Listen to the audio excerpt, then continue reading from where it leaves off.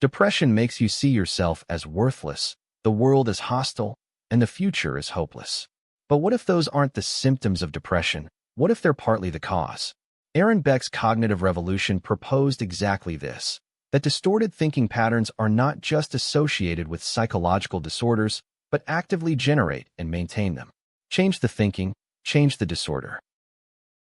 Aaron Beck developed the cognitive model of depression in the 1960s, initially as a psychiatrist surprised to find his psychoanalytic patients' dreams full of failure and loss rather than wish fulfillment. Beck identified what he called the cognitive triad of depression, a persistently negative view of the self, a negative view of the world and ongoing experiences, and a negative view of the future. Beck proposed that these negative cognitions are not merely symptoms of depression, but active drivers that maintain and intensify depressed mood through a self-reinforcing cycle. Beck identified a set of systematic errors in thinking that are characteristic of depression, anxiety, and other disorders. All-or-nothing thinking evaluates situations in extreme binary terms, perfect or complete failure, nothing in between. Catastrophizing magnifies the likelihood and impact of negative outcomes. Overgeneralization draws sweeping negative conclusions from a single event. Personalization assumes responsibility for negative events beyond one's control. Mind reading assumes knowledge of others' negative thoughts. These distortions are not random errors. They are systematically biased toward negative, threatening interpretations. Automatic thoughts are the rapid, involuntary cognitions that flash through awareness in response to situations and powerfully shape emotional and behavioral responses. They are called automatic because they arise without deliberate reasoning. They are not the result of careful analysis, but reflexive appraisals that feel like obvious observations about reality. In cognitive therapy, patients are trained to notice these thoughts, write them down, and examine the evidence for and against them. This metacognitive skill, observing one's own thinking, is one of the most powerful tools in the CBT toolkit. The thought record is the foundational CBT homework assignment. Patients record triggering situations, their automatic thoughts, the emotions they experienced, the evidence that supports the automatic thought, the evidence that contradicts it, and a more balanced alternative thought. The goal is not to replace negative thoughts with unrealistically positive ones. It is to arrive at more accurate, proportionate appraisals. For a patient who thinks my presentation was a disaster, reviewing the evidence might reveal that most audience members looked engaged, several people asked follow-up questions, and the content was well prepared.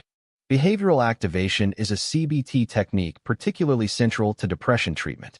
Depression creates a powerful pull toward withdrawal, staying in bed, avoiding social contact, abandoning activities, which feels like self-care but is actually a maintenance factor that deepens depression.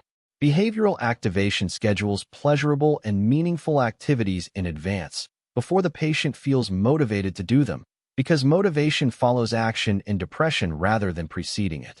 Research has found that behavioral activation alone is as effective as full cognitive therapy for moderate depression. Exposure with response prevention, or ERP, is the gold standard CBT technique for obsessive-compulsive disorder. The patient deliberately confronts the feared stimulus or obsessional trigger, touching a doorknob, writing the number 13, and then resists the compulsive response that normally neutralizes the anxiety. Without the compulsion, the anxiety rises to its peak and then naturally falls through habituation. ERP is highly effective, response rates of 60 to 80%, but requires sustained courage from both therapist and patient to implement. CBT has accumulated the largest evidence base of any form of psychotherapy, with hundreds of randomized controlled trials across dozens of conditions. It has strong support for depression, anxiety disorders, OCD, PTSD, eating disorders, substance use disorders, insomnia, chronic pain, and psychosis. Meta-analyses typically find effect sizes in the moderate to large range, and CBT shows lower relapse rates than medication alone for depression and most anxiety disorders. The National Institute for Health and Care Excellence in the UK lists CBT as the first-line psychological treatment for most common mental health conditions. Different therapeutic approaches differ in their emphasis. Psychoanalytic therapies, derived from Freud, focus on unconscious conflicts, early developmental experiences, and the therapeutic relationship as a vehicle for insight. Humanistic therapies, including Carl Rogers's client-centered therapy, focus on creating conditions of unconditional positive regard that allow the client to move towards self-actualization and authentic self-expression. CBT focuses primarily on current cognitions and behaviors rather than early history, is directive rather than non-directive, and is structured around specific techniques with measurable outcomes. All three have some evidence, but CBT has the most systematic support. A third wave of CBT therapies emerged in the 1980s and 1990s that extended traditional CBT by incorporating acceptance and mindfulness principles. Acceptance and commitment therapy, or ACT, shifts the focus from changing the content of thoughts to changing one's relationship to them, allowing distressing thoughts to exist without struggling against them, while committing to values-driven action. Dialectical behavior therapy, or DBT, developed by Marsha Linehan, integrates CBT with mindfulness and radical acceptance for borderline personality disorder and chronic suicidality. Both have strong randomized trial support.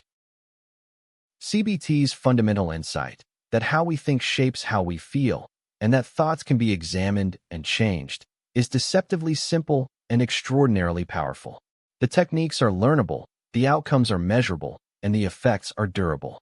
If you could take only one evidence-based tool from all of psychology into your own life, the CBT skill of catching and examining automatic thoughts would be a strong candidate.